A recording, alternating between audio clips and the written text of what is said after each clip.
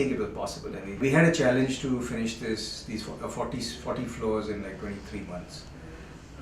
We also had a challenge to partially occupy the building. So I think this building was occupied when it was at level 10, and construction went on for another 30 floors. Well, at some level it's a very simple building. It's nothing but a shoebox on its side.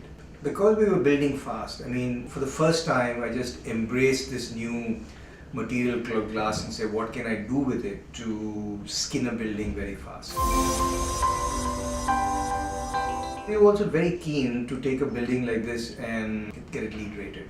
So we actually used this idea of not letting in light and heat and use some very dark glass to actually get an energy performance out of the building. So 20% of the glass is high performance clear glass, and then we used other glasses. KT440 is what we use, and the other glasses are darker, so that when you finally do an energy simulation, I have reduced the energy on the skin by using darker glasses. When you did this, obviously we could do this as bands, and when we saw an opportunity to pixelate the building, because I also realized that we tend to look at a building as a facade, and you don't realize that people inside the building also look out. Could I change that perception of what they saw outside by changing the glass that they look through it? So maybe one pane is clear and the next pane is lightly tinted, so you actually start seeing the world in a slightly different fashion. So what I've seen very nicely, I mean, when you see this building during the rains, it just picks up light very, very beautifully, because it's got this depth to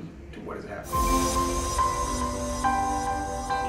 In an urban environment, to be able to make a green building, the constraints are very, very high. You have to purely address it by the electromechanical system, water treatment, low water utilization, high performance glass. So we mostly addressed it through the passive measures of sourcing recyclable material or not virgin material. So that's the way we approached it. And we continued the exercise, and we got a platinum rating on the interior.